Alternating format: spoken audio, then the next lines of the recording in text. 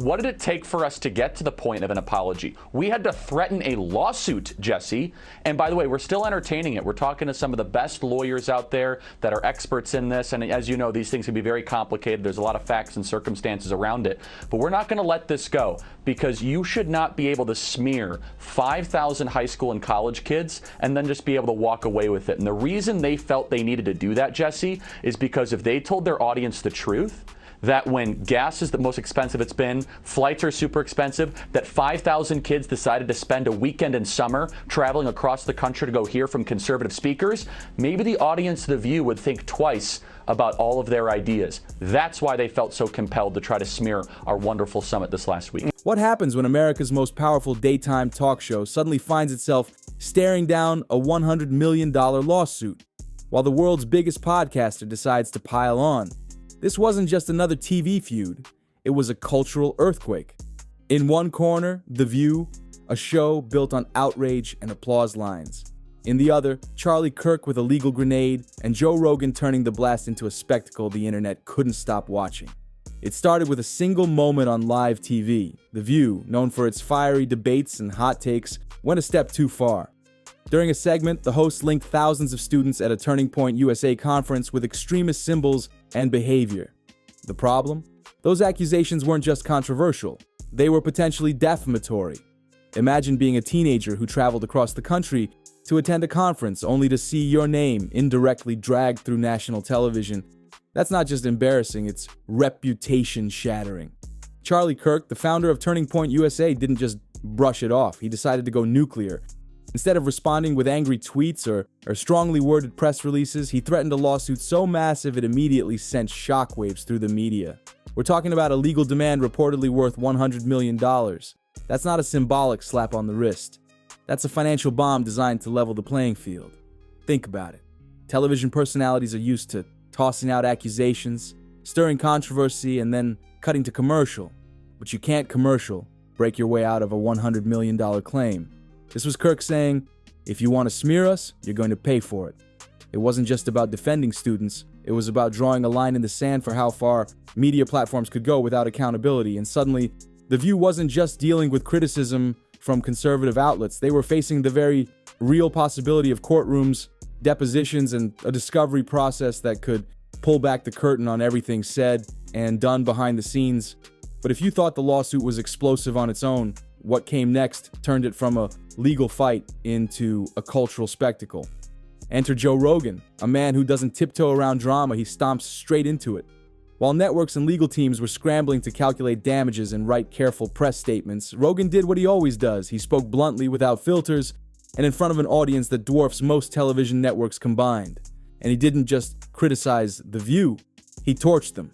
The real fans of The View that are like, oh, these ladies are on point. Most of those people can't leave the house. South African president paid a visit to the White House yesterday, which turned into a surprise presentation on conspiracy theories of a white genocide in his country. I think the problem with that show has this very specific ideological bubble in which they operate in. You know, and they always bring on a token conservative woman and they yell over her and silence her. So between ambushing Zelensky and this, why would world leaders continue to come to the White House? Well, their audience is not really their audience. Their audience is a group of people they bring in to watch television shows. If you've ever seen audiences before for TV shows, a lot of them are paid because they have to guarantee that there's going to be people there. So there's services that you hire. This is the problem with getting all your information from Laura Loomer and Elon Musk. This is what they're going to deal you. It's a very strange show. His commentary wasn't couched in polite media jargon.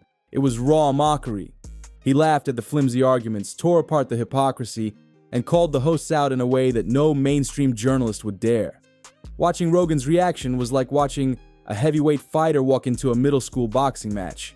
There was no contest, no subtlety, just dominance. What made it sting even more? Rogan's platform is massive. He's not just another pundit. His podcast reaches millions of people who aren't tuning into daytime television.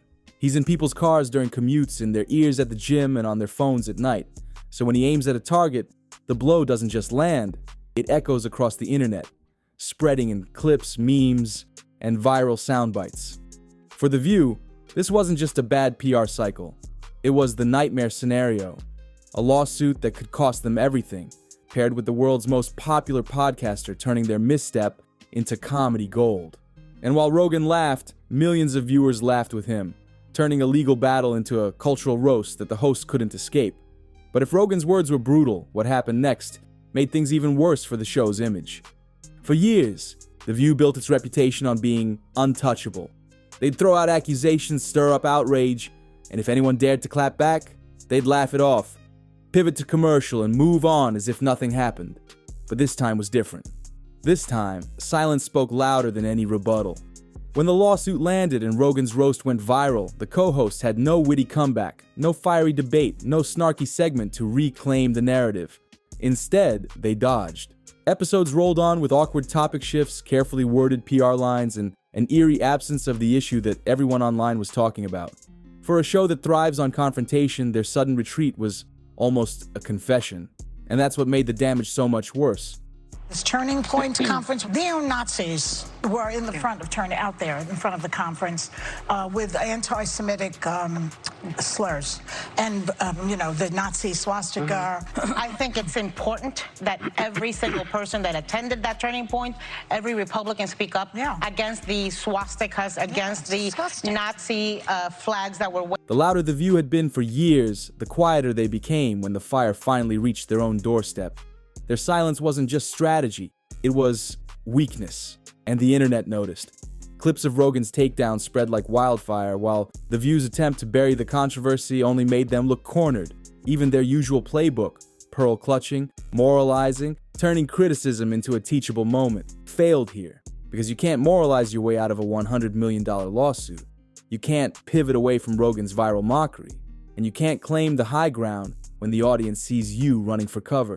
It was a rare sight, a show that spent decades dishing out judgment suddenly looking fragile, vulnerable, and exposed. And the worst part? The real battle hadn't even begun yet. On the surface, the lawsuit looked like a headline grab, a flashy $100 million claim designed to scare a TV network into backing down. But here's the truth. Even if Charlie Kirk never sees that money, the process alone could be devastating. Why? Because lawsuits don't just happen in the courtroom. They happen in the discovery phase, the depositions, and the leaks that follow. And that's where reputations go to die. Imagine the behind-the-scenes chaos at ABC. Lawyers combing through emails, Slack messages, text threads, all of it potentially dragged into the open. Every sarcastic remark, every offhand comment, every memo that never should have seen daylight suddenly becomes evidence. And once that evidence exists, it doesn't stay locked away. Reporters get it, whistleblowers leak it, podcasters dissect it, the internet memes it. What was once private becomes viral content overnight. For the hosts of The View, this isn't just about answering tough questions on air. It's about being grilled under oath, line by line, about what they said and why they said it. Did they fact check? Did they know their claims were shaky? Or were they chasing ratings, hoping no one would call their bluff? Courtrooms don't care about ratings or applause. They care about evidence, and here's the kicker. Even if the lawsuit doesn't succeed, the exposure itself is the punishment.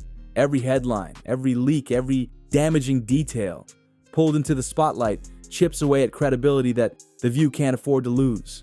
Because once the curtain gets pulled back, it's not just one episode or one lawsuit on trial. It's the entire way daytime television operates. Women watch it. See, that's the thing. It's a lot of it is women that are home, right? During that time. It airs during the day. What if we put the women in the audience and let the men discuss the issues? This is just an idea I have for ABC, corporate. Well, clearly, or The have View, one woman serve everyone drinks and give her a quick opinion. Quick, in and out. Just and go then like the guys go, ah. Just go. She walks in. She goes, yeah, Israel seems like it's a go. Thanks, and then they keep going. I think that's a happy medium. Why doesn't The View have any trans women on it? Great point. It has a lot of women that look trans, but none of them. It has a lot of second and third takes. After a drink, you'd go, huh? But it doesn't have a ton of, It's zero. I agree. It should be all trans women. What made this moment so explosive wasn't just the lawsuit or even Rogan's takedown. It was the realization that the balance of power in media has completely flipped. For decades, shows like The View operated as cultural referees. They decided what was acceptable, what was outrageous, and who deserved to be canceled. And because there were so few competing voices, they got away with it. But not anymore. In 2025, a single podcaster with a microphone can dwarf the reach of an entire television network.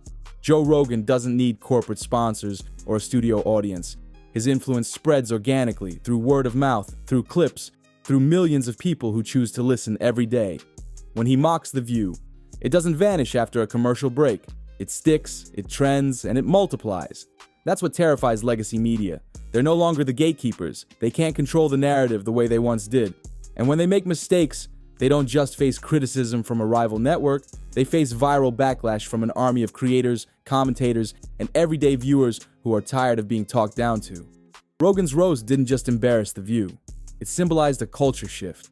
The microphone has moved from polished studios in New York and Los Angeles to podcasts, YouTube channels, and independent voices. And once that shift happens, there's no going back. Which leaves one question hanging over this entire drama. If The View can't command the conversation anymore, what's left to protect them when the storm keeps growing? At its core, this clash wasn't just about Charlie Kirk or Joe Rogan or even The View. It was about something much bigger, the unraveling of trust in mainstream media. For years, daytime talk shows and legacy networks have operated as if they were untouchable. They could push a narrative, smear an opponent, and move on with zero accountability. But the tide has turned. The lawsuit sent one message loud and clear. If you sling accusations, you'd better be ready to defend them under oath. And Rogan's viral takedown amplified that message to millions who are already skeptical of corporate media.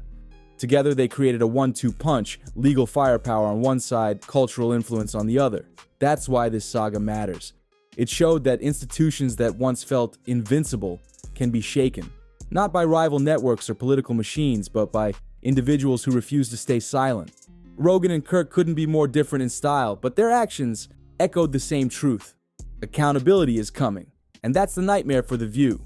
Because no matter how much money a network has, no matter how loyal an audience might be, once credibility is gone, you can't buy it back. So here we are, America's most famous daytime talk show backed into a corner, facing down a $100 million legal grenade, while the world's biggest podcaster turns their stumble into a cultural punchline. The View spent years building its empire on outrage and applause, but now, outrage has turned on them. The lawsuit may drag out for months, maybe even years. Rogan will move on to the next big story, but the damage has already been done. The credibility that took decades to build cracked in a matter of weeks, and once the internet smells weakness, it never forgets. And that leaves one haunting question hanging in the air. If The View, a network-backed juggernaut with endless resources, can be thrown off balance this easily, what does that mean for the rest of mainstream media? Because if this moment proved anything, it's that the old rules are gone. The gatekeepers don't control the conversation anymore. The microphone is in new hands, and the voices on the outside are louder than ever.